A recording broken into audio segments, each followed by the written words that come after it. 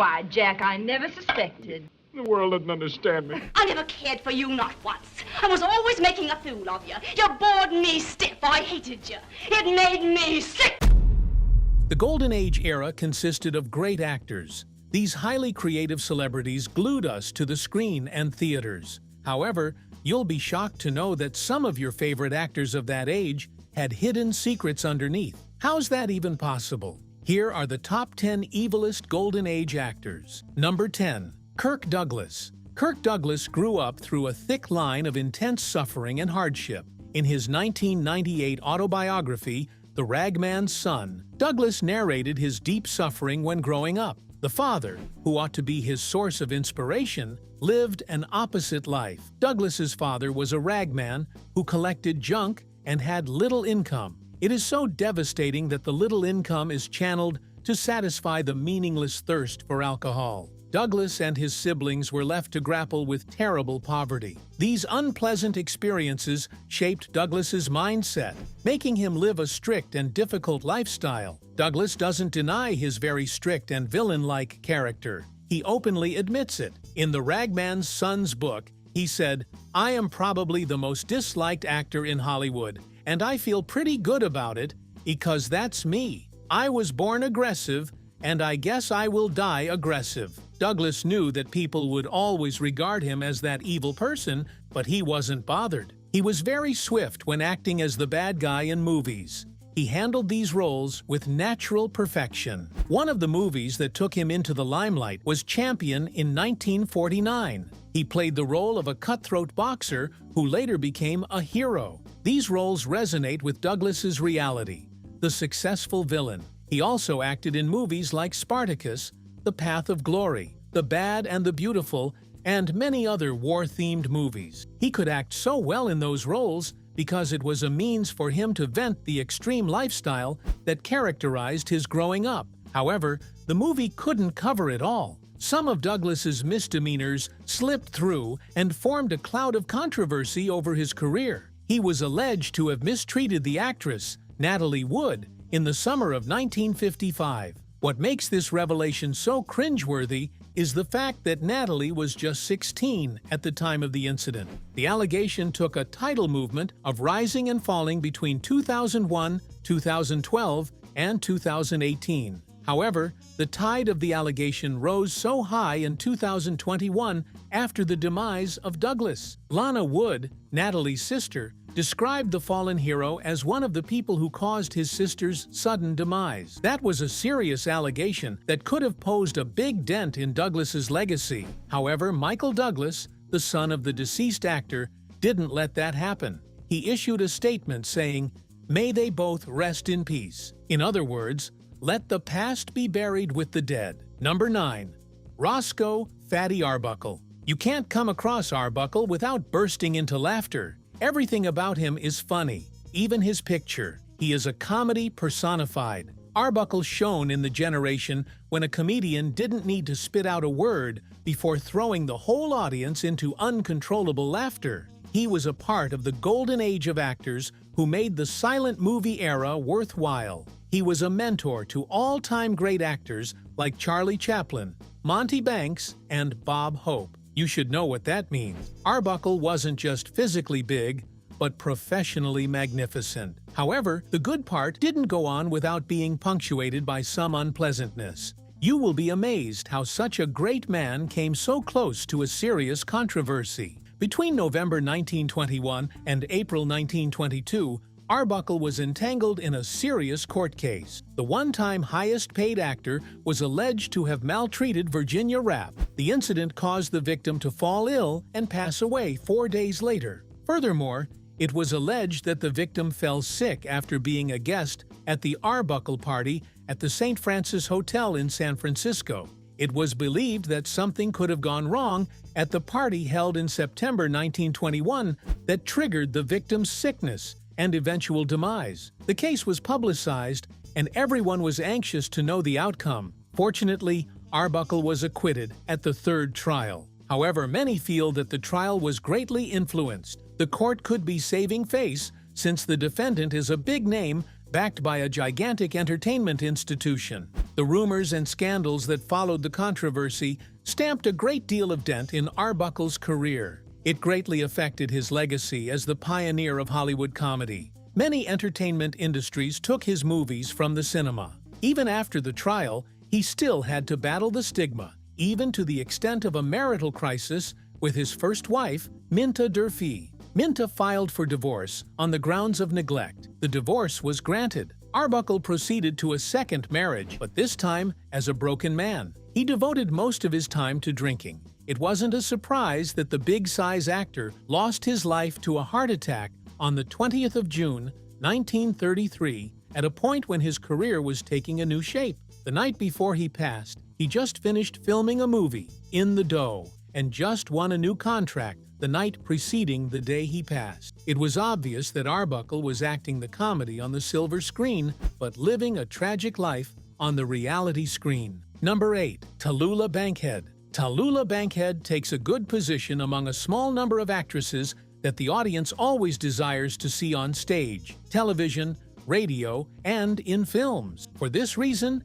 Bankhead appeared in over 300 films across different media channels. She is more popular for stage drama, but that didn't stop her from making a good mark in home videos. She glittered in the movie Lifeboat by Alfred Hitchcock in 1944. Bankhead didn't confine her good work to only her acting career. She was active in politics and activism. This was facilitated because of her family's active participation in politics. Bankman and Brockman family, where she comes from, were prominent players in Alabama politics. Bankman's uncle was a senator, and her father was the Speaker of the House of Representatives. This background fostered Bankhead's success in the movie industry. Bankhead supported and created an opportunity to help foster children and families escape the Spanish Civil War and World War II. You will wonder if there can be an evil part in this good story of Bankhead? You are about to get the shock of your life. Bankhead's biggest undoing was an unhealthy habit of substance use. It was recorded that she used substances up to 120 cigarettes every day. Did you just say, wow? Let's surprise you a little more. During Bankhead's last days in the hospital, when she was struggling for her life, guess what she requested? She managed to mutter the word codeine, bourbon. The attending doctor wouldn't have been able to control the shock. Bankhead was caught in several cases of immorality and unrestrained intimacy with several people, including males and females. In a generation when morality and purity are taken with high esteem, Bankhead chose a strange act of liberality. He steered the wheel against the societal regular motion by engaging in 4 abortions before undergoing hysterectomy in 1933. Bankhead's life was marked by different stories of misdeeds. The strange part of her story is her boldness and the unremorseful feeling. This means she was comfortable being painted as a negative figure in the Golden Age era. Number 7. Alfred Hitchcock. When you talk about a director with great undeniable success, you will certainly talk about Alfred Hitchcock. He is widely referred to as the master of suspense. Hitchcock's many years of pouring himself out into movie making, spanning 6 decades, allowed him to make 50 excellent movies. Hitchcock movies are still ruling cinemas and are being studied by new generational movie practitioners. Among the various movies he directed and produced during his career, some stood out. Movies like Rebecca, Psycho, Suspicion, and Lifeboat. Hitchcock's career as a movie director spanned different generations of movie production. He started in the era of silent movies, sound movies, and color movies, and he transitioned seamlessly through these changes. Like everyone else, Hitchcock has a bad side, but this negative side describes an extreme act of wickedness. The successful director once made a remark stating that actors should be treated like cattle. The statement was so demeaning and cruel. It showed the world the somewhat harsh relationship that Hitchcock shared with the actors working for him. It meant actors are just like cows, imposed with a heavy burden to carry out assignments for some big masters. In 1941, during the filming of Mr. and Mrs. Smith, Carole Lombard brought 3 cows onto the set, wearing the name tags of Lombard, Robert Montgomery, and Gene Raymond, the stars of the film, to surprise them. Hitchcock was left to face the joke of his dehumanizing statement. That didn't alter the mindset of the accomplished director. He reinstated his word in an interview on Dick Cavett's show on the 8th of June, 1972. This time he said, "All actors should be treated like cattle. In a nice way, of course. Has there been a better way to treat cattle than to milk them and end up as meat?" This showed that actors are just tools to Hitchcock, nothing more and nothing less. So far, they get him his glory. No need to pay attention to their emotion and humanity. Hitchcock has a reputation for expressing disdain for his actors. He was more concerned about achieving his goals at all costs. That was a supervillain act and a big turnoff to his great character and achievements. Number 6. Tom Neal. Tom Neal was a popular American actor with a big potential that should have given his name a strong stamp in Hollywood. However, his negative side was too strong that it caused him to be blacklisted. Tom's biggest success in acting was in the movie Detour. The 1945 movie won the hearts of movie lovers all over the world. Tom also shared in the glory, hence giving his career a big popularity. Tom didn't start his career as an actor. He was first an accomplished amateur boxer, winning several fights. Tom didn't stay long in boxing. His career only lasted for 3 years, starting in 1932 and ending in 1934. Could it be that Tom carried the aggression as an amateur boxer into his daily life? You will soon know why that question is necessary. Tom showed acts of brutality and wickedness in his marriages. The first marriage with the actress Vicki Lane in 1948 couldn't withstand 1 year. The couple divorced in 1949. When Lane was asked why she could not endure the marriage at least for a year, she cited mental and physical cruelty as the reason. After a failed relationship with Inez Norton, Tom gave another relationship a try with actress Barbara Payton. Tom seemed to love Payton, but Payton was more interested in another guy. Payton moved on with the new guy, Franchot Tone, who was another actor. Tom wasn't comfortable with this development, and that led to a big quarrel. Tom attacked Tone, and the fight was so brutal that Tone was hospitalized. This drew the attention of Hollywood, leading to the blacklisting of Tom and Payton. This incident cast a big shadow on Tom's promising career in Hollywood. Tom left Hollywood after several struggles. Then, he started working as a gardener. He took his mischievous character into his new profession. Likewise, he married his 4th wife, Gail Bennett, his receptionist. Not long after, she was found lifeless in her apartment.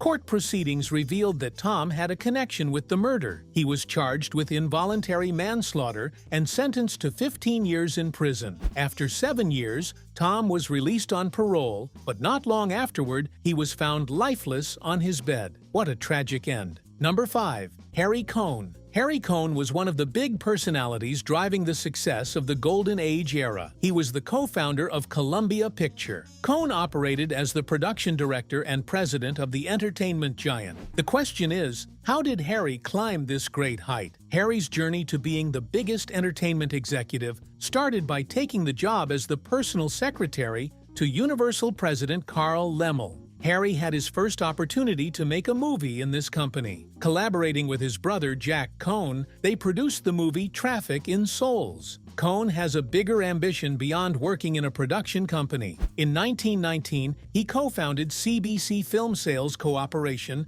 with his brother Joe Brandt. The new company received a big negative review, but Harry kept on forging ahead. However, Joe Brandt was affected by the bad relationship with Harry, so he sold the third part of the company to Harry. In regard, Harry became the president and founder of Columbia Pictures Corporation. You don't need Google to recognize Columbia Pictures. It is a big name that is popular with everyone worldwide. Harry's rise to the top was marked by strong aggression and mischievousness. Harry was described to be egocentric. He derived pleasure in absolute authority, enforcing others to do his will at all costs. The popular writer Ben Hetch called him a white fang. Do you know what that means? One of his employees also called him as absolute a monarch as Hollywood ever knew. Harry controlled everything: the movement, the conversation, and the gesture. He was like the evil lord dominating the lives of his subjects. Harry was also reckoned for screaming and laying curses on actors if he wasn't getting things right. He was unimaginably hot-tempered. His long list of evil continued. Harry was connected to several organized crimes, sharing friendship with John Russelli and Abner Zwilliman. These two were professional mobsters. Let's ignore the fact that he was accused of holding grudges against actors that ended badly, to the extent of shutting down many actors' acting careers. He also embroiled himself in intimate misconduct with the aspiring female actresses. Harry was one of the originator of the evil act, intimacy before roles. It was widely spoken that Harry had a special room where he carried out his misconduct with the innocent aspiring female actresses. These several accusations painted Harry as an evil don in the entertainment industry. Even though he made a major contribution to the success of the Golden Age era, his gross misbehaviors also created an irreparable hole in the industry. Number 4. Dick Haymes. Dick Haymes is an Argentine-born actor who doubles as a musician. He had strong popularity in the 1940s and 50s due to his exceptional vocal rendition. Haymes' most popular work was acting as an evil doctor, Elroy Gantman, in the television show Adam 12. It can be presumed that most actors who excellently perform wicked roles act from their own experiences and realities. Haymes was also cut in this reality. He was neck-deep in drinking. This unhealthy habit grew so deep that his finances couldn't survive his unending desire. He declared bankruptcy in the 1960s, claiming a huge debt of about $500,000. Haymes' gross misconduct has had a great influence on his marriage. He was recorded as engaging in 6 marriages. Most of the reason for his unstable marriage was tied to his extreme behavior. Number 3. Spade Cooley. Spade Cooley was a versatile entertainer capable of fitting into any role in the entertainment industry. He was an accomplished musician, actor, and television personality, and the list continues. Cooley's big success in the big band led by Jimmy Wakely at the Vernice Pier Ballroom made him a major highlight in the first half of the 1940s. Cooley's success in music endeared him to major musical bands and production companies, mostly playing the fiddle due to his expertise in the instrument. After noticing a downturn in music, Cooley dropped out of music and started his TV show. The show was titled after his name. The Spade Cooley Show was a major success, winning Emmy Awards twice, in 1952 and 1953. Unfortunately, things didn't go all smooth for Cooley. He was involved in a serious crime in 1961. Cooley's evil character began to find a clear definition after he retired from music. He grew fond of using substances. The various substances clouded his judgment, and he was surrounded by various misconduct, some of which caused a big strain on his marriage. In 1946, Ella May accused Cooley of gross infidelity. Such an accusation was strange because the marriage, which was done in 1945, had not survived a year. In reaction to the gross infidelity by Cooley, Ella decided to pack out. Cooley wasn't happy about this reality. The next thing was to make a serious threat. Cooley told his wife that if she ever did leave him, he would find her and end her life. It turned out that the threat wasn't empty at all. The wife continued her claim by filing for divorce in March 1961. Moreover, she sought the custody of their 3 children. Cooley didn't take the divorce lightly. On the 3rd of April, the real evil in Cooley was revealed. He brutally murdered his wife in their home at Willow Spring, forcing their 14-year-old daughter to witness the murder. It was a gruesome experience for the young girl. During her witness in court, she narrated how Cooley beat her mother, hit her head against the floor, and stomped on her stomach. It was an experience beyond the movies. Cooley was charged in court regarding the incident and was sentenced to life imprisonment with an option for parole after 7 years. He passed away before he was paroled. Number 2. Bing Crosby. There is no perfect word to describe Bing Crosby other than the word legend. Crosby lived a phenomenal life. He was one of the few to earn 3 stars in the Hollywood Walk of Fame due to his versatility in the picture, audio, and radio recording. He was a perfect example of a successful jack of all trades. Crosby's creativity gave him the opportunity to appear in over 70 featured films, 1,600 music records, and thousands of radio recordings. Crosby was really a busy man with so much dedication to his work. However, he portrayed some traits of villainy during his lifetime. Between the 1920s and 30s, Crosby was wrapped in serious misconduct due to alcoholism. This bad habit was so serious that it led him to be charged in court for excessive drinking. As a result of being drunk, he crashed his car while he was under prohibition. He was sentenced to 60 days in jail. Crosby also had some unpleasant past with a mafia group before fame came. He was implicated in controversy, stemming from this old, rugged past. The controversy ran through his career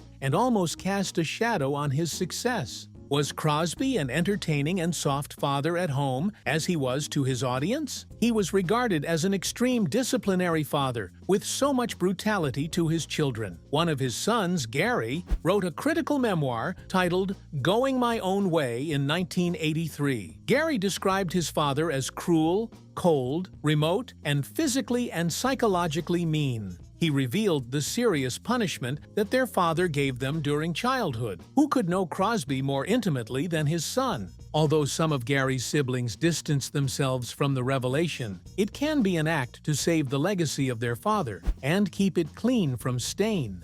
One thing was evident: Bing Crosby was not the entertainer he was known to be at home.